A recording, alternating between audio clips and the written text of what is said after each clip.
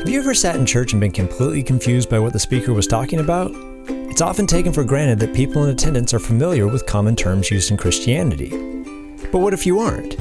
That's what these videos are here to help with. In the Bible, there are many references to people doing something called fasting. For example, in Ezra 8:23 it says, "So we fasted and earnestly prayed that our God would take care of us, and he heard our prayer." In Matthew 4:2, "For 40 days and 40 nights he fasted and became very hungry."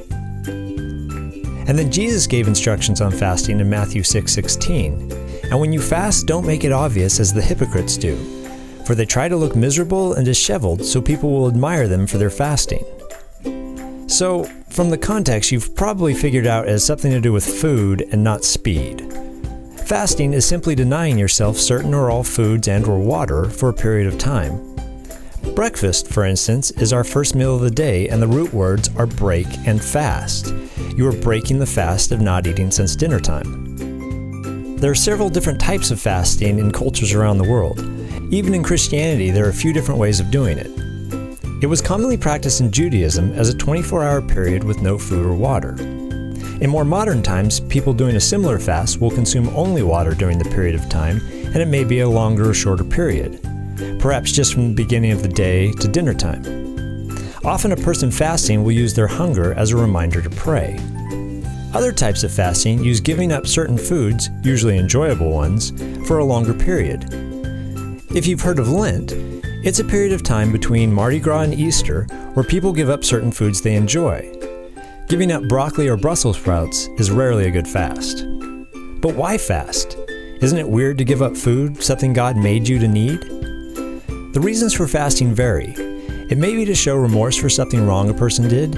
It may be to emphasize a request being brought to God in prayer. It may be to show reverence for what God has done for a person or all of mankind. It may be simply to show God that you love him.